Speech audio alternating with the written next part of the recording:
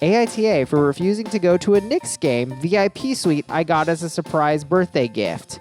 By you anon. My birthday just passed recently, and my wife asked me to be home around 6 p.m. I assumed she wanted to make me a nice dinner, so I agreed. I have a home studio, so I decided to work from home that day, and by the time 6 p.m. rolled by, I was really concentrated on a project. The doorbell rang, which is odd, but maybe my wife forgot her keys, so I got up and answered the door. To my bewilderment, it was a few friends of mine. They come up and wish me a happy birthday and ask me if I'm excited for the game. I'm totally confused, but quickly figure out what's going on. More friends start to arrive, about 8 in total. They are all super enthusiastic and upbeat, but I assume it's mostly for the VIP suite.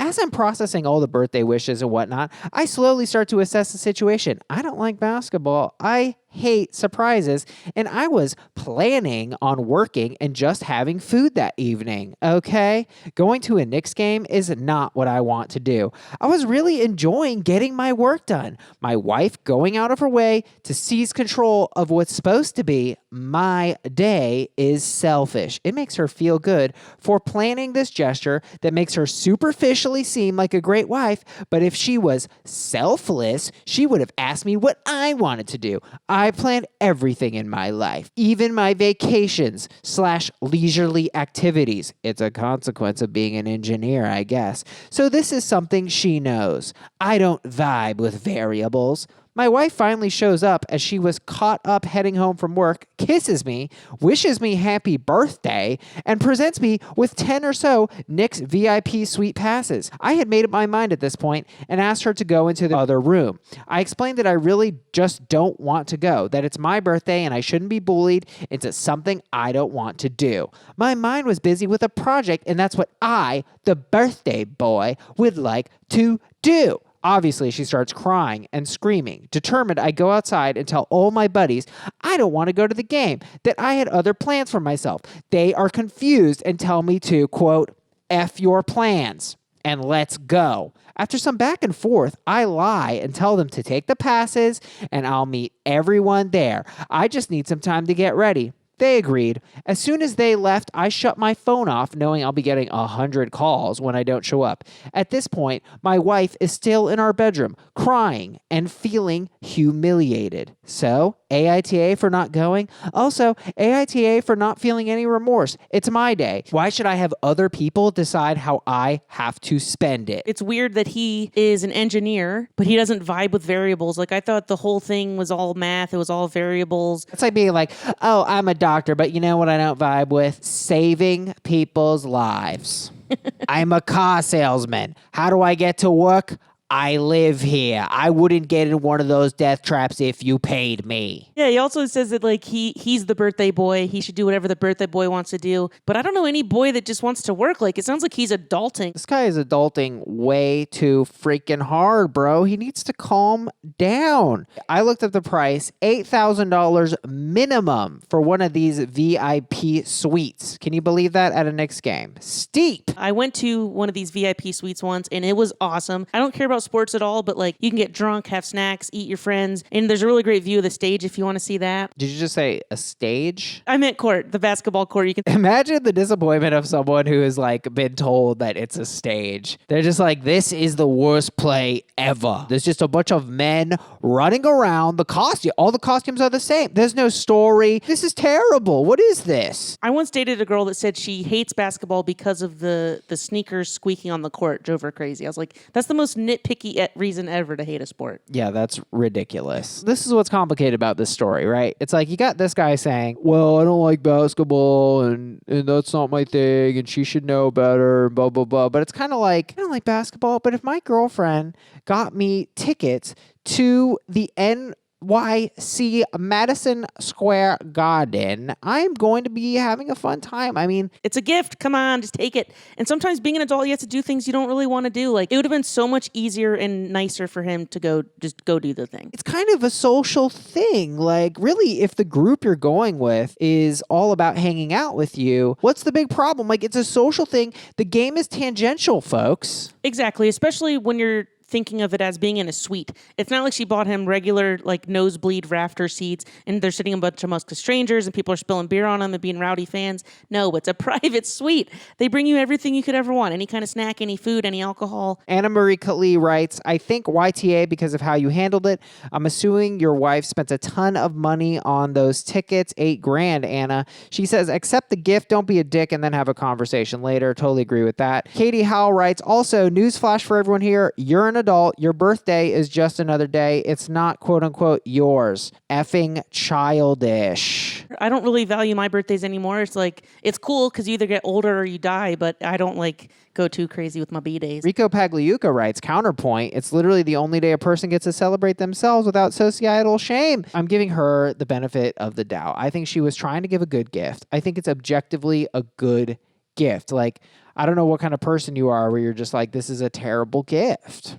I don't know that it's objectively a good gift. Like, she should have known that he doesn't like basketball. Anybody should be able to have fun at a game in a suite. I mean, give me a break. And he's with literally all his friends, Anthony. She could have got him a reservation for 8 at a restaurant or bar, and they could have had that same experience, save $8,000. Cameron McWhorter writes, as an engineering student, I relate to this submitter's personality. I plan everything. Okay, well, that's fine. That's fine. So plan a second birthday. How about that? Plan everything. Lisa O'Connell, sorry, I can't relate to rich people problems.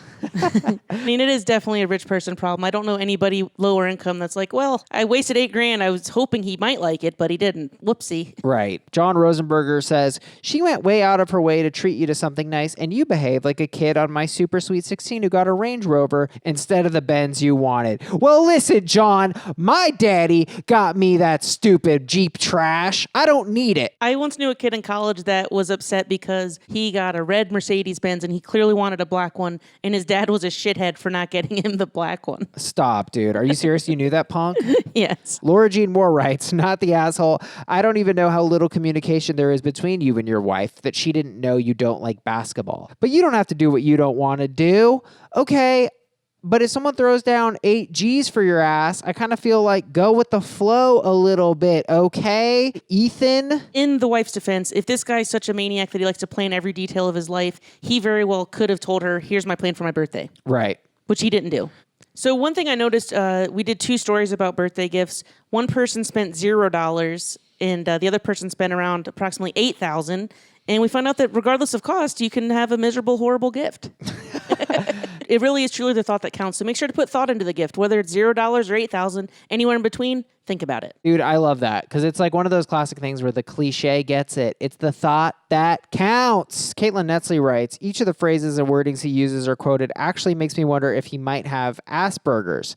The way he speaks and presents himself through his words sound very much like it. With that possibility, his reasoning is actually kind of understandable. I'm not really comfortable being like, oh, this guy's an asshole. Oh, but he's also on the spectrum, right? Like, I don't really feel good making that assertion. So you're saying if they're on the spectrum, they're not an asshole because they get a free pass because they're on the spectrum? I'm not ready with my level of ignorance to just start saying, like, it's the same standards. I didn't know what to expect, so I interviewed someone. I wanted to learn more from someone who knows about this topic, so I spoke with Megan Tolway, a board-certified behavior analyst, a BCBA. She previously worked as a teacher to autistic students.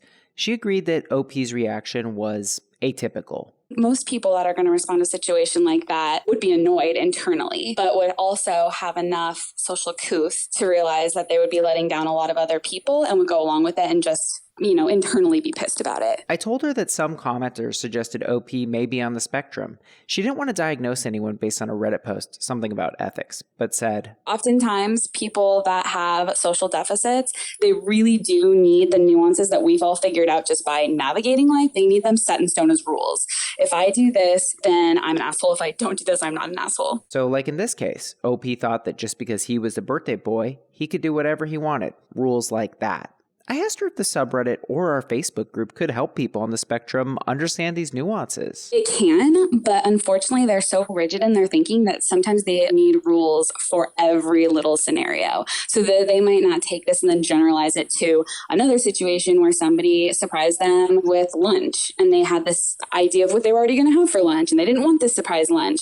We talk a lot about rigidity on the podcast. Generally, when people are being extremely inflexible, stubborn, and unaccommodating, we think they're assholes. I asked Megan if rigidity from someone on the spectrum was really the same kind of thing. It's not. So it pairs closely to like OCD characteristics of really having rituals and routines established that they can rely on, that they know will get them access to the things they want or avoid the things that they don't want to interact with. And when something is thrown off on that schedule or that routine, then they have the unknown. And since they don't have a lot of self-regulation, then they are exposed to something that could be triggering, and it could really lead to potentially a really traumatic experience for them. The call was over 1 minute long, so you know I said something stupid. It's almost like with a normal person, when they're being rigid... Neurotypical. Oh, sorry, God. I felt pretty bad, but she knew I was trying my best and explained. It's hard because you want to have this umbrella conversation about something, and you really can't. They're all different, just like any neurotypical person is completely different from another person.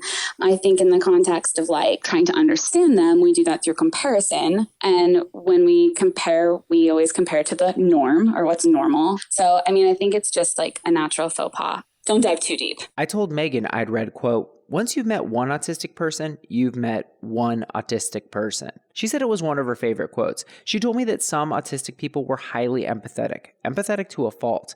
I asked her if she knew any people like this. She said she did. I had a student in my classroom, and if another kid, say his food fell on the ground, immediately he was jumping up. He's like, no, have my lunch. I'm fine. I don't need a lunch. You have this. Right? Like he just wanted to solve everyone's problems. I think that he had his own fixation on everyone being happy. And so if there was anything going on with anybody, it didn't have to be a friend of his. It could be a stranger. He would forego his own comfort, his own situation to appease whoever was around him, which puts him in a really vulnerable situation. I felt like I learned a lot, but I needed more. I needed to know if asking groups of people whether or not we were assholes was like behaviorally impactful. For folks that struggle with social cues and understanding how people respond to them, their lives are more difficult because of it.